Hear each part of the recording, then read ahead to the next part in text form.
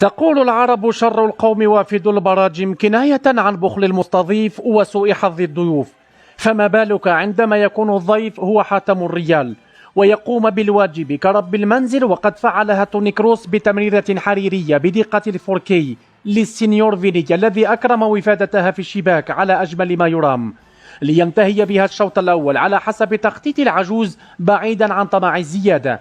وفي الشوط الثاني تحرك ضمير النخوة والشهامة عند المنشفت الألماني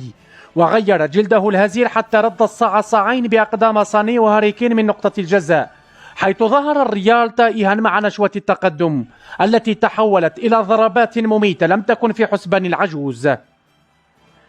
ليرمي بأوراقه الرابحة كامافينغا ودياز والأمير، ومع الضغط عاد الريال عن طريق فيني إلى نقطة البداية وسط جحيم الأليانز أرينا متذكرا أنه البطل. وفقا لأريستو تمثل الذكريات أصواتا من خلال عملية التداعي في الذهن بما تحمله من إيحاء ومدلولات تقودك إلى نشوة تشبه الشبق للتطلع نحو المزيد، وهذا لعمر ما تحمله جينات لاعب الريال